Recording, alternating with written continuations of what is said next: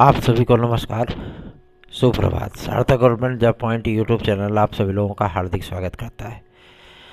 Channel पर नए हैं तो चैनल को सब्सक्राइब करके वीडियो को लाइक कर दें, शेयर कर दें, बेल आइकन दबा करके रख लें ताकि आपको नोटिफिकेशन मिल जाए और आप उसे शेयर कर पाएँ। खबरों की शुरुआत करेंगे और आप सभी लोग जाहिर सी बात है कि भांजी की तबीयत जानना चाहेंगे, तो उसकी हालत में कोई भी सुधार नहीं है। अभी भी वो वेंटिलेटर पे है और यदि वेंटिलेटर से उतारा जाए तो उसके प्राणों को संकट तुरंत हो जाएगा। तो अगर थोड़ी सी भी राहत मिले तो उसको अन्यत्र कहीं शिफ्ट कराया जा सकता है, एयरलिफ्ट करके हम लोग बाहर ले जा सकते हैं, लेकिन स्थिति में कोई भी सुधार नहीं है। स्थिति जस की तस बनी हुई है। आप सभी लोगों से मैं हमेशा ही निवेदन करता रहा हूँ कि आप लोग जो है दुआएं करें। हो सकता है कि किसी की दुआ उसके लिए ना सही, कम से कम उसकी छोटी सी 4 दिन 5 दिन की उसकी बच्ची है, उसके लिए दुआएं करें। और ईश्वर ने चाहा तो हो सकता है कि वो मौत के मुंह से खींची चली आए। चलिए खबरों की शुरुआत कर लेते हैं और आप सभी लोगों को सारी अपडेट देंगे। पहली अपडेट है आप सभी लोगों के लोक सेवा आयोग से। और भाइयों बहनों, अब सबसे बड़ी चीज़ ये है कि अब शाम को वीडियो आप सभी लोगों को 3-4 दिन नहीं मिल पाएगी, क्योंकि शाम की वीडियो में थोड़ी सी व्यस्तता हमारी ज़्यादा हो जाती है और मुझे स्वयं भी हॉस्पिटल में रहना पड़ेगा, और इसलिए मैं आप लोगों को शाम की वीडियो नहीं प्रोवाइड करा पाऊँगा। लेकिन आप लोगों के लिए कार्य शुरू कर दिया गया है और विभिन्न प्रतियोगी संगठनों से भी बातचीत की जा रही है। आज एक छात्र संगठन के माध्यम से हमारी टीम के सदस्य भी लोक सेवा आयोग में जाकर के LT ग्रेड GIC प्रवक्ता के लिए आज अध्यक्ष को ज्ञापन सौंपने की बात सामने आ रही है। ये पूरा शेड्यूल तैयार किया गया है। तो पहली सूचना है आप सभी लोगों की लोक सेवा आयोग से ही। लोक सेवा आयोग में कल की तारीख में मीटिंग होने चल रही है, ठीक है। और इस मीटिंग का जो एवज होने वाला है, मतलब जो इसका लाभ होने वाला है, इसमें कौन कौन से प्रमुख मुद्दे होंगे, क्योंकि शासन स्तर से जो पत्र जारी किया गया था LT ग्रेड GIC प्रवक्ता की अर्हता के लिए, वो क्लियर हो गया है। आज की तारीख में या कल की तारीख में वो इन्हें प्राप्त हो जाएगा। आज शाम तक ही इन्हें प्राप्त हो जाएगा। वो पत्र प्राप्त होने के उपरांत जाहिर सी बात है कि आप सभी लोगों को काफ़ी सारी चीज़ें वो बदली बदली सी नज़र आएंगी। क्या बदली सी नज़र आएंगी कि LT ग्रेड और GIC प्रवक्ता की अर्हता एकदम स्पष्ट हो जाएगी कि इसमें नॉन BEd को लेकर के, टेक्निकल फाइन BFA प्रावधिक को लेकर के या अन्य डिग्रियों को लेकर के क्या कुछ कहा गया है। अगर LT की नियमावली कन्फर्म होती है तो जाहिर सी बात है कि जो शासन का पत्र आएगा उसके माध्यम से TGT की भी नियमावली क्लियर हो जाएगी। TGT 2022 एक आप लोगों के लिए संजीवनी थी, जिसमें विभिन्न प्रकार के विद्यार्थियों ने आवेदन कर लिया था। लेकिन TGT 2024 जो आप लोगों की वैकेंसी तदर्थ शिक्षकों के समस्त पदों का 27,500 लगभग 28,000 पदों का विज्ञापन जारी होना है, इनमें बहुत सारी चीज़ें आप लोगों को बदली बदली सी नज़र आएंगी। मैंने एक सर्वे कराया था अपनी टीम के माध्यम से, जिसमें तदर्थ शिक्षकों से मुलाकात करके जो कला विषय के अध्यापक हैं उनसे मुलाकात करके उनकी डिग्रियां जानने की कोशिश की गई थी। तो बहुत से लगभग मान के चलिए कि 600-650 तदर्थ शिक्षकों से पूरे उत्तर प्रदेश में हम सभी लोगों ने कंबाइंड जो है संपर्क किया है और उनसे उनकी डिग्रियां जानने का प्रयत्न किया गया। उसमें से सभी लोगों ने जवाब दिया है कि वो स्नातक हैं प्लस BEd हैं, ठीक है ना। और लगभग कुछ ही ऐसे निकले हैं जो कि मतलब ऐसी वैसी डिग्रियां लेकर के इंटरमीडिएट स्तर की वो जो है कला के अध्यापक रहे हैं तदर्थ शिक्षक के तौर पे। तो आप सभी लोगों को मैं बताना चाहता हूँ कि ये तो तय है कि आप लोगों को TGT और PGT में अवसर मिल जाएगा। एक अवसर आप सभी लोगों का अंतिम अवसर होगा, इसमें कहने में कोई संकोच नहीं है, ठीक है। और यही चीज़ें आप लोगों को LT ग्रेड में भी देखने के लिए मिलने वाली हैं। तो आप लोग चिंतित बिल्कुल ना हो, निश्चिंत और बेफिक्र होकर के चैनल को अधिक से अधिक लोगों में शेयर कर दिया करें और वीडियो को लाइक न किए हों तो लाइक कर दिया करें। चलिए आगे बढ़ते हैं। अब बात करेंगे आपके लोक सेवा आयोग की। लोक सेवा आयोग से इस पत्र के प्राप्त हो जाने के उपरांत जो डिस्कशन होना है सारी चीज़ें आपकी क्लियर हो जाएंगी। उसके बाद एलटी ग्रेड जीआरसी प्रवक्ता के लिए हम सभी लोगों ने पूरा जो ताकत झोंक रखी है उसका विज्ञापन हर हाल में हर कीमत में जारी कराना है, ठीक है ना।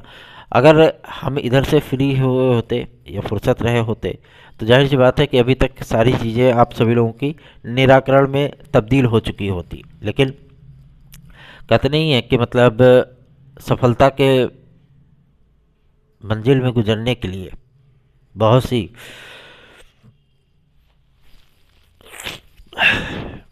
कठिनाइयों का सामना करना पड़ता है ना। तो ये कठिनाइयाँ वही हैं, लेकिन आपको इससे भयभीत होने की आवश्यकता नहीं है।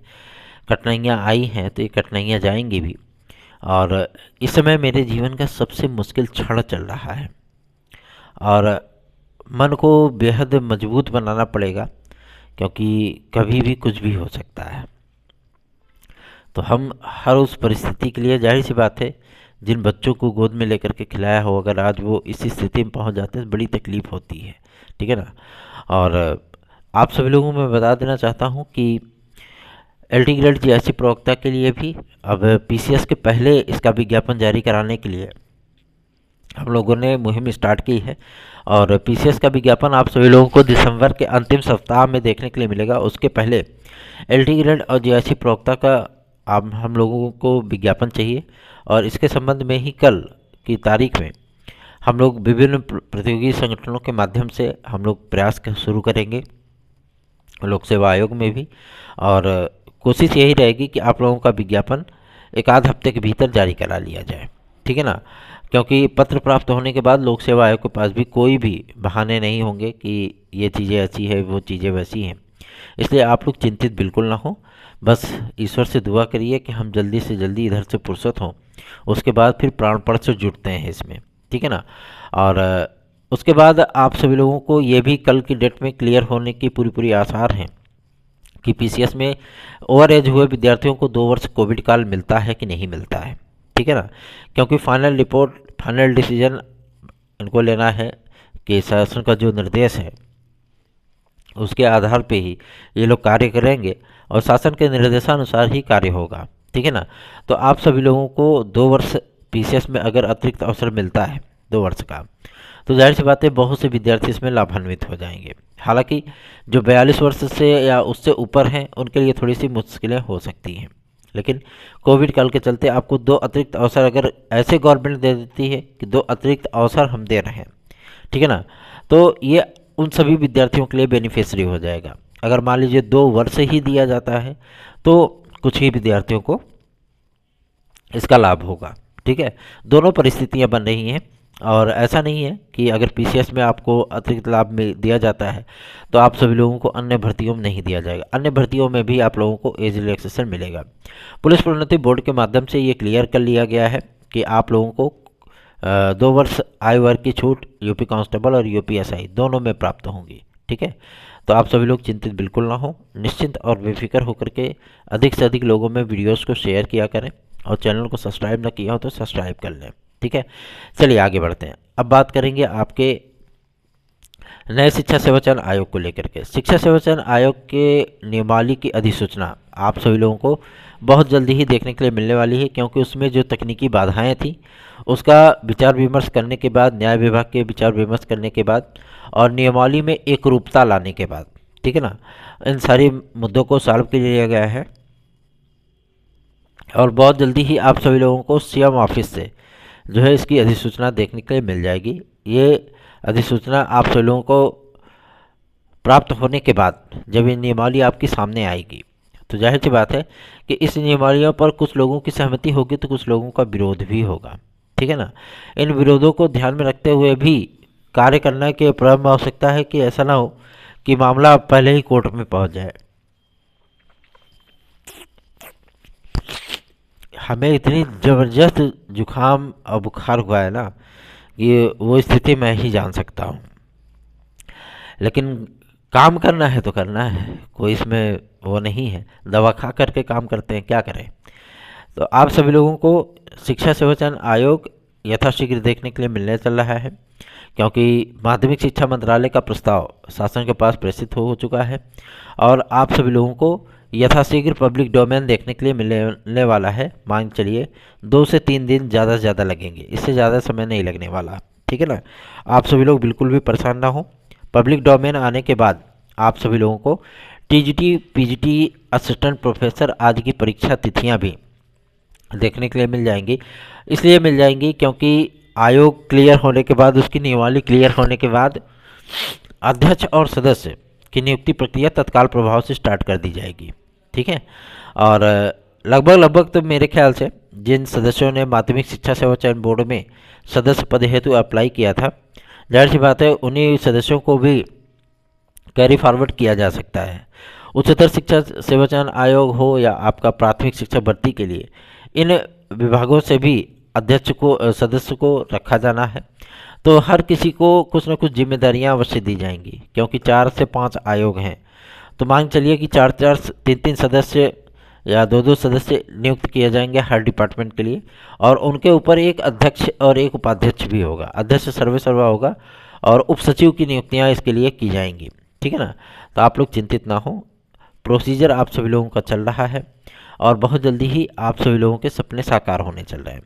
रही बात टीजीटी पीजीटी 2016-2021 के भाई बंधुओं की, तो मैं आप सभी लोगों से कहना चाहता हूं, टीजीटी पीजीटी 2016-2021 के हमारे भाई बंधु, आप सभी लोगों की नियुक्ति प्रक्रिया महज 90 दिन के भीतर कंप्लीट कर ली जाएगी, ठीक है ना। आप लोग बिल्कुल भी चिंतित ना हो, निश्चिंत बेफिक्र होकर के आप हमारे साथ जुड़िए।